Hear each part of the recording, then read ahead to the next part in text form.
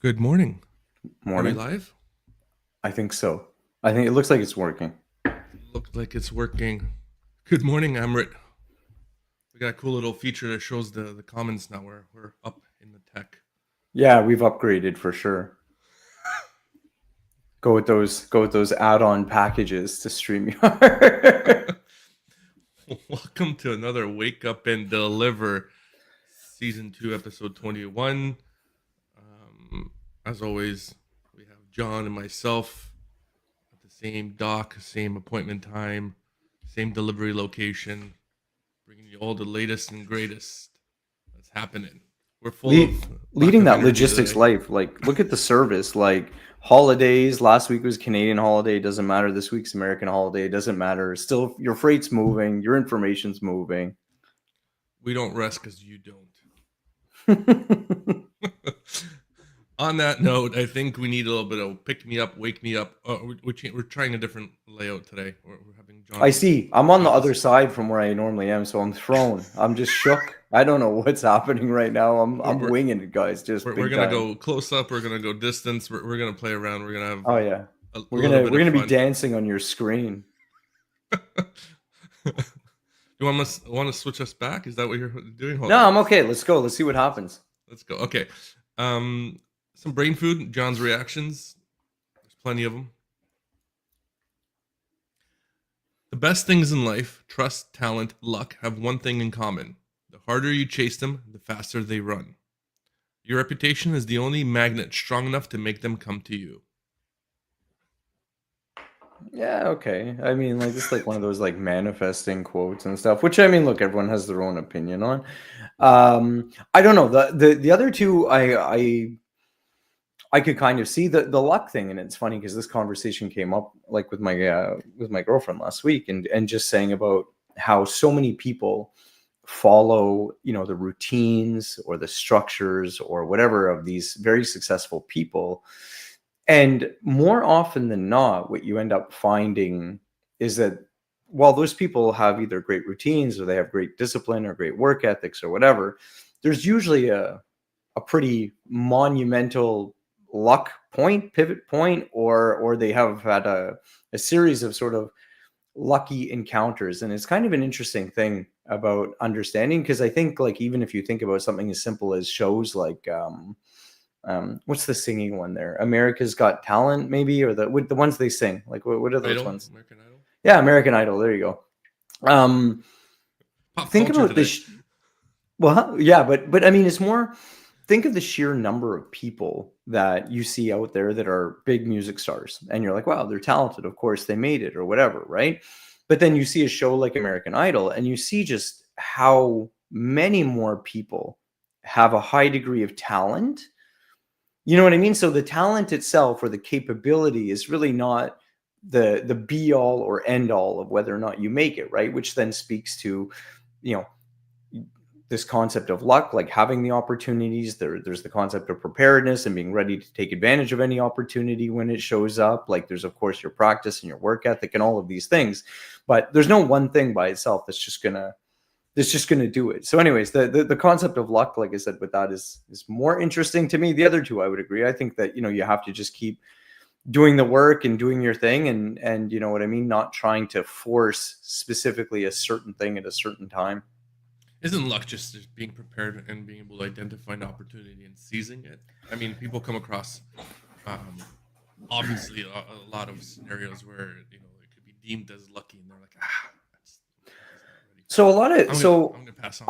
I know that that's a popular kind of frame, that luck is really just this concept of being ready when you have an opportunity. So I would say I think it can be for sure, but I mean I guess I would argue is that if you're able to take an opportunity when it presents itself, that's probably more for me in the realm of like preparedness and like readiness.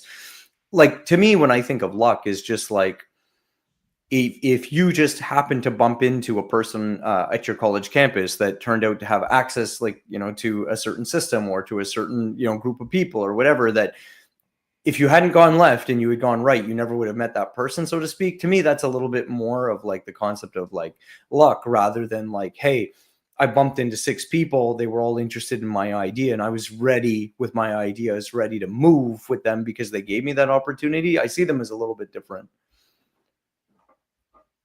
Okay, maybe. I don't know. Yeah, but I mean, one is just I guess the moment that it presents itself, that it can happen to everybody. And I mean, there's a lot of people that bump into people that have the opportunities to get them as gateways to the things that they need, but they just don't move on that opportunity, right? yeah, no, but that's what I'm saying. So I don't disagree 100% with the concept of like, that luck and opportunity link. I do feel though that there's a realm of luck that legitimately is like that happenstance that just, hey, like it showed up for person A and person B could be doing the exact same thing and they wouldn't necessarily get that same event to pop up. So, for everybody to understand how strongly John believes in this, the elephant is his lucky elephant in the background. It is There he is. his lucky charm. Okay, Matt loves this elephant, and I love that elephant. He knows how long this elephant spent in storage. So, anyways, And ever since he came out, John has been killing it. Like he's just on top of his game now. Yeah, that's the true. elephant. The elephant is what manifested it all together. Anyways, on that topic, we were gonna talk tariffs. That's been talked about. We're gonna talk. We'll bring it up just because, like, we feel it's like, how can you talk about the news if you're not gonna bring it up? But whatever. And then I guess freight market, a lot of down. There's a lot of trucking companies that are struggling.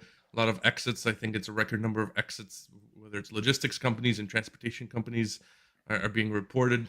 That's never good news to kind of talk about. It's all around not a great situation. So we decided to maybe touch more of a positive situation. Well, I don't know if it's as positive, but a situation about, I guess it ties into the preparedness and the luck and how companies right now are hoping for better times down the road.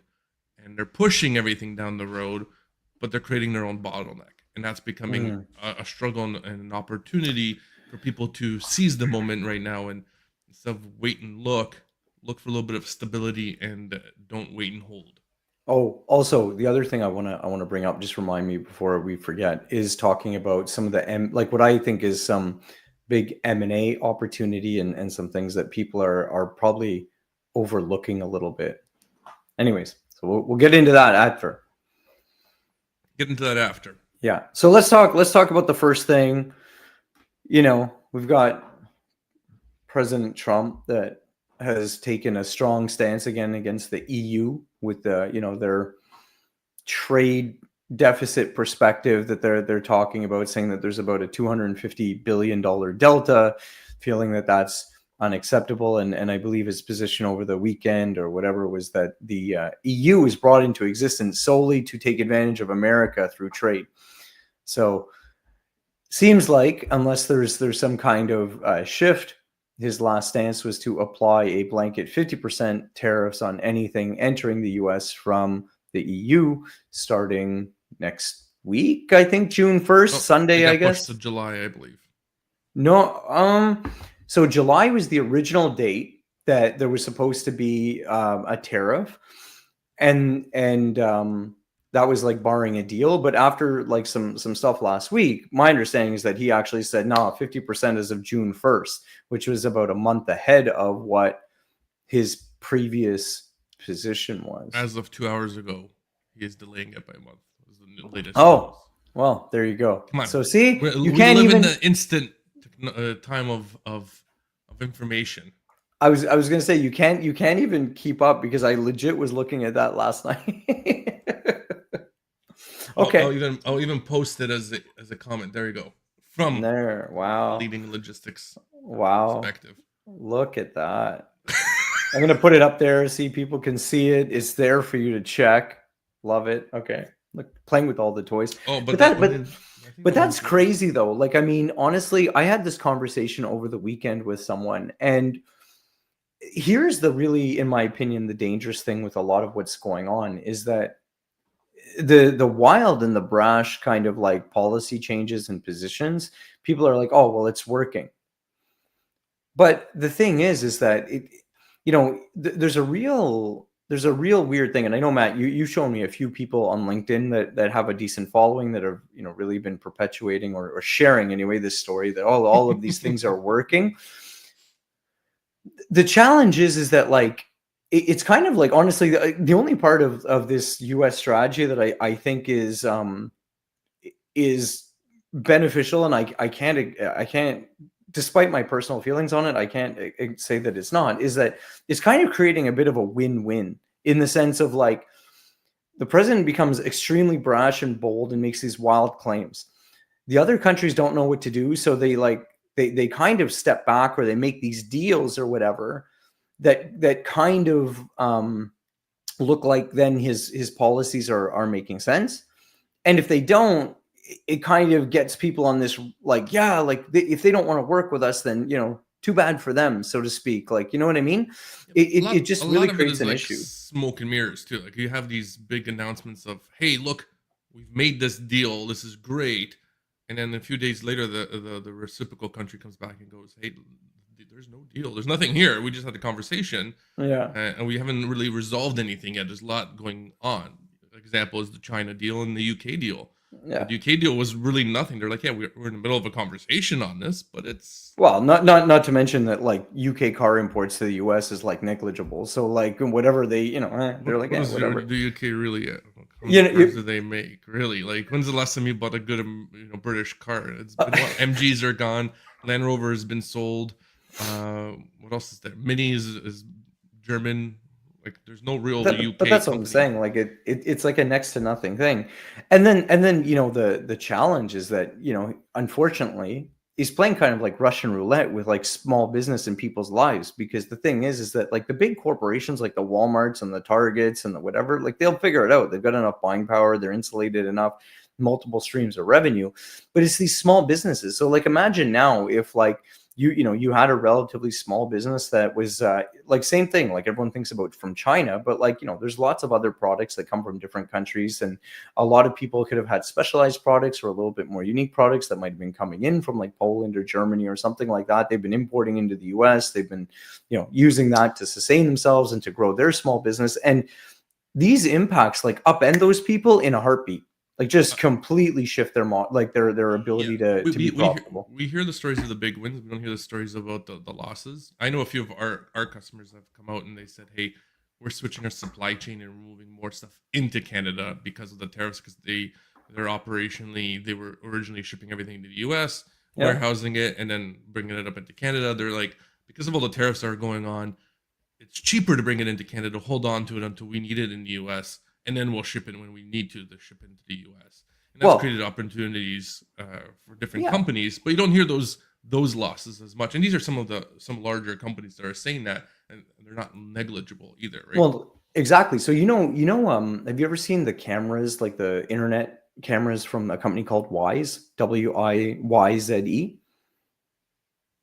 So these are something that blew up on Amazon. Okay. So it's like a Chinese manufactured product, but the brand blew up on Amazon, so much so that it's actually now in Home Depot. You can buy it, like, on the shelf at Home Depot or whatever, like, as a security type camera, indoor, outdoor. They have different types or whatever. They had a shipment come in that was $167,000 worth of product, and they had a $225,000 tariff bill. Like, most companies can't have that happen, because the thing is that for most products, like, if you've been able to successfully sell, and Wyze is a good example, if you've been able to sell your product successfully for about a $50 price point, which is what their cameras often go for, this kind of $50 to $75, there's no chance that your customers immediately keep buying at the same rate, quantity, velocity, whatever, if that price point has to go from 50 to 75 to 100 to 150. Like, it immediately stops your sales. But isn't it the declared customs value that is being increased, not the retail value? So if, let's say, that camera costs $1 and it's sold for $50, the tariff's only on the $1, not the $50. Okay, you're right. On the pure imports or whatever, you're right. Like, someone that actually is importing properly and doing it on cost of goods and all of that, like, that $167,000 might have actually been for, you know, $1.5 million, $2 million in sales. Who knows? Like, whatever the markup is. And then you're right, like, they have to insulate against this extra 225. So they probably do have the margin. But the thing is that like at what point there's a woman from a small shoe brand that, well, I shouldn't say small. I actually don't know. Like she seems like she does decently well, like for the fact that they were Just a shoe brand. Yeah, No but small, like no large. no, but I mean, I don't know. It's hard to say. Like she seems quite successful, and the brand seems quite successful. But I mean, I think probably in the grand scheme of things, it's considered a relatively small business. Like, you know what I mean? Yeah. And she's been very vocal about the impact of these tariffs and the fact that they can't really move their supply chain. They have these custom molds and stuff like that. That are you know, the expertise in China is just there. And she like broke down like how much of a price impact there was. And she's been very honest that like the operating margin of her business was around, you know, 50, 60%. But even then, the second the tariffs came in there, it actually completely crushed everything by the time it was all said and done, so that she was making either no money or at a loss on certain products. Yeah. Now, you could, of course, argue, well, what are the salaries you're paying yourself? Like, what's the money you're allocating to bucket A versus bucket B versus bucket C? You could do all of these things. But I mean, how many people would so to speak, be okay with, like, if your boss just came up to you tomorrow and you worked in corporate and be like, hey, Bob, I know you used to make $150,000, $200,000 a year. Times are tough. We're going to let you make 75. Like, of course, that solves the problem, so to speak. Like, it helps balance the books. But I mean, there's a real impact to Bob. Just so it's like you have to be really careful about the fact of where this margin recovery is going to come from, because it does impact people in different ways, no matter which road you take. Yeah, I mean, there's been talk about that too, where Apple says even if we brought it to the U.S., the price of an iPhone would be over $3,000. Even with the tariffs, it's still cheaper to do it where we're doing it. So, like, it still benefits the consumer if we're doing it the way. Even Walmart has come back and be like, hey, we're not absorbing. Like, we're notoriously very profit driven. We're not absorbing these tariffs. These tariffs are being, and I believe that was the news. Yeah, we're going to be pushing them down to the consumer. So there's no escaping it. But I know Home Depot has turned around. I believe it was Home Depot that turned around and said, yeah, we're going to absorb some of these tariffs and figure it out and buy different things. So that's funny though. So they said that, and there's someone that I follow, and their business is they're in the construction space. And one of the things that they've come up with recently was a cost tracker. Now, Home Depot is saying that, but the real-time data from these guys that they're scraping from Home Depot and Lowe's is regularly showing prices going up. Now, it could be a little bit of a red herring because it's possible their pricing was always very volatile and changing a lot, but it most certainly has been consistently going up on a lot of products ever since this tariff stuff started. Yeah, and then it would be interesting to note, is it parallel of the increase as well? So is it, the tariff is 50%, is the increase 50% or is it 75%? And they're using that as a blanket to say there's an increase, it's tariff related, but it's not the same. Well, but again, to your point, it doesn't, it's not like it would show completely on the retail value as 50%, right? So exactly.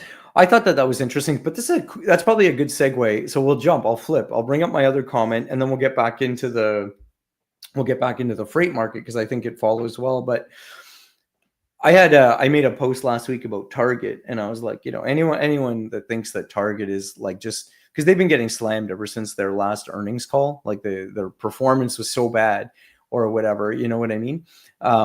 That people have been slamming them. But there were a couple of interesting areas where they were doing well, like with their digital sales, with their same day delivery, things like that. So showing still a lot of consumer connectedness.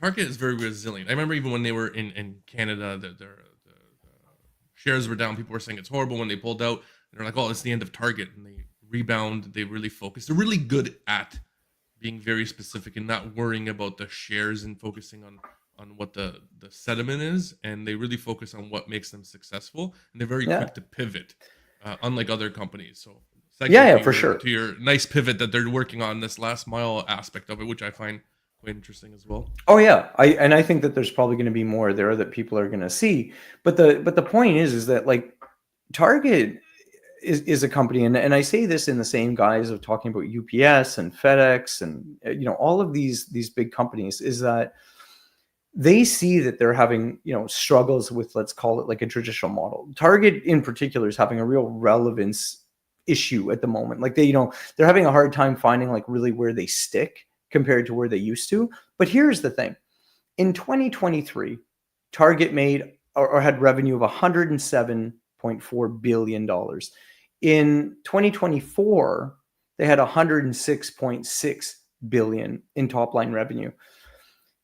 Whether they're performing well or not, or performing well against like a Walmart or an Amazon, is kind of irrelevant in the sense that they still have more money than you can really wrap your mind around to be able to make changes. And to your point, Matt, like to pivot, to shift, to start doing different things.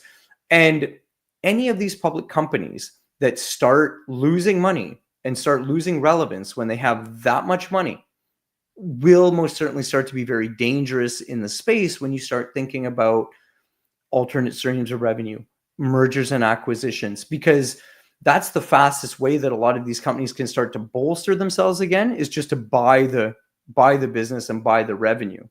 We got what I some mean? comments. We can now I see interrupt that. John very nicely in the middle. Bill is saying 3 weeks ago, a customer paid 174 tariff to Michigan. They had 2 tariffs, one on steel, 35%, 145 tariff. They will not eat the full tariff. How can they? How can they, John? Yeah, I agree. Like that's the thing, is that like, these businesses just can't. And like having the president sit up there on social media at midnight being like, Walmart makes billions of dollars. I'm watching you. Like your customers are watching you. Don't raise prices. Like that's wild. And not so much against Walmart, because, maybe a Walmart can absorb it and maybe Target can absorb it, or Home Depot, or whoever it could be. But but the dangerous thing about it is more what's going to happen to that medium-sized business. What's going to happen to that small business if like you really entrench the thinking that these companies should just absorb it? Because what's going to end up happening is that if these companies have to absorb it, what's going to happen. They're going to have to cut costs. And where does cutting costs come from? The fastest way any company can cut costs: labor, staff, the fastest thing. So it's not good either way. Like, you know what I mean? And I don't like that focus on the large companies all the time. I wonder how many of these small startups are getting really effective, and you don't hear about them. And those are the ones that you want, that creativeness, and that ones that really fight the status quo, that can't no longer do that because these tariffs have really gone to the wayside. Because, like you talked about your shoe example, that could have been the next shoe brand that really dominates, but now they're no longer there. Well, but not even dominates. The reality is that like at what point do you put enough value on a business, right? Like, hey, a business that makes 5 million a year or 10 million a year, that employs 5 or 10 people, or employs 15 people, like, how important like are these people, or how unimportant do you see these businesses? Because at some point, well, 1,000 of them now start to employ a very significant number of people, or they employ people in a very specific geography, which may be hard to reproduce or replicate, right? So I think that there's a lot of collateral damage that's happening from these things. That, like, does it really matter if like Walmart ends up like coming out of it? I think we joked about this before, like the Demolition Man kind of thing, where the only surviving restaurant will be Taco Bell. Great movie. Yeah, it is Stallone, Wesley Snipes. It is a good movie, but yeah. Taco Bell, so no anyway, salt. so that's something to think about. But then, Matt, like we talked about then too. So if you're seeing all of these weird changes and whatever, and you brought up like challenges with like transportation, like so now what are you seeing that way? I mean, there's tons of, the market is so I wouldn't say bad. It's just so fluid right now, where they're talking about there's capacity here, there's lack of capacity here. It just shows the health of the system is still there. But I think overall, when you've seen companies exit at an alarming higher rate, it isn't that there's volume there. It's not paying the right price to sustain it. To say that we're returning back to like 5 years ago, volume is normalization, also isn't accurate, because the cost of everything is now significantly higher with tariffs and everything else. The cost of maintaining your vehicle, because we're talking about, we all talk about the cars going back and forth, or even to Bill's point, how about the parts that you need for your trucks now have been significantly increased? And I think, oh, John, okay, good. I thought you were frozen there for a second, John. So the cost of maintaining your vehicle, the cost of your So service. we did freeze. That was a StreamYard thing. Oh, both of us froze. Okay. Yeah, yeah, we both froze. It was a StreamYard thing. Yeah. So I the agree cost, with you. the cost of maintaining your reefer, the cost of maintaining a lot of these things has significantly gone up, right? But not even that. Like we talk about these bigger things, but even the cost of a hammer or a construction, or even the smaller space of labor has gone up, and the quality of cheap shoes to be able to go work has gone up, and you can't afford those things. It all makes it significant worse for companies right now, and that's where we're seeing a lot of people exiting out of the space. In many Well, spaces. for sure. And the other thing to keep in mind too is that when there's a big cash crunch or whatever, a lot of businesses, irrespective of their size, but it's always going to be proportionate, will slow down the faucet when it comes to the money being spent, right? They're going to slow down or stop their capex. They're going to look at their opex, and they're going to try to understand like what they can maybe spend a little bit less on or whatever, which inherently is going to create even more of a challenge. Because the thing is that like if I'm going to maybe cut back some R&M, or if I'm going to put some units aside, for example, that's going to immediately impact my capacity. If I'm going to do certain things and not invest, that might impact my capacity, because now I don't have those new trucks coming in the way that I thought they would, for example, or that new warehouse. So there's a lot of things that can then start adding even more pressure to the market when it comes to capacity and availability, which then means your prices go up, which means that it's like another way that you're trying to now offset like impacts in the market that are not just related to like one specific thing. Well, not even that. Like you might delay repairing your truck or your trailer, and then accidents start to increase. Safety becomes there was a lot of comments during Safety Week, Blitz Week last week, where all of a sudden there's a capacity crunch. Well, it's not a capacity crunch, because if you're hiring people that shouldn't be on the road, you shouldn't be hiring them in the first place, right? Like if you're hiring people that aren't legit, like you shouldn't be hiring them during the other time. So that's like how many people are avoiding these things and they're not making it. And I was gonna read out Bill's. Oh, put it back. I want to. Bill, this is a good point though too. About now, like where it's like, oh, we're fighting back, but then subsidies coming from other places. So just jump into it. Yeah, so I'm going to read it out just because I think it's valid for people who are listening to our podcast. And Bill writes, in 2018 and 19, Trump authorized payments to the U.S. farmers of $28 billion to offset their losses from Chinese trade retaliation. This year, with farmers struggling under the twin crises of the trade war and the pandemic, bailouts have soared way higher. Trump promised angry farmers another $19 billion in April and $14 billion in September, bringing his bailouts to a grand total of $61 billion. He pledged to continue these bailouts on until the trade war ends. I don't think the deficit is getting smaller in the U.S. I think it's getting larger. Republicans seem to be bloating it versus reducing it. Oh, yeah, and I know. At one point, one of my newsletters, I talked about like one of the big problems behind all of this, and at a macro scale, was really like the bonds and stuff like that. Which there's some more stuff that's been coming out in the last 10 days or so about like the U.S. bonds and like like where they're at and some of the challenges there. So I think it definitely still like a messy situation. But you know what the most unfortunate thing that's going on now, and I know we're in our last minute or so. The biggest thing that this has had an impact is that it's caused people to like almost stop. It's caused people to like stop doing new initiatives. It's caused them to stop maybe like trying to their either their expansion or like all of a sudden they've stopped spending money. And the problem is that the smaller businesses that are trying to control their costs by limiting their spending, like while it obviously makes sense, is all of a sudden going to put them further behind these companies like a Walmart, like a Target, like an Amazon that behave completely the opposite. Kind of like the joke of like the stock market of buying the dip. These guys see challenges is when they actually invest and they build out a capability, because they know that there's a lot of tension or pressure in the market. And then when things stabilize, they're way better positioned. And you're going to have all of these small companies that, cut themselves too lean, didn't decide to fix something, kept trying to outsell sloppy or whatever, that are going to be even further behind, and just hope that they can all of a sudden get this like mad brush of sales to offset the problem. And I don't think that's going to happen at all. Easy. The AI solved it already for them. Nothing to worry about, John. But to that point, we're gonna throw in a comment there. Rob Robert really questions the cost ballooned before the last election. The U.S. printed a massive amount of money and pumped it more than ever into this grift. Yeah, I'm telling you, it's a very messy situation. I mean, it's being held up by the fact that the U.S. is probably the most desirable world market for a lot of people to be in. The risk is like just hopefully you don't overvalue it more than everyone else values it. You know what I mean? Because that's where things get really nasty. Now, on that point, John, we don't want to go over like last week. That's true. We were very tardy. We will continue this conversation as always into next week. Same doc, same appointment time, same turn off the phone during a friggin' podcast moment. As always, thanks everybody for joining us. Join us next week at 9 a.m. on Monday for another Wake Up and Deliver. Thank you everybody for the comments today and all our cool features that we figured out and made us look better.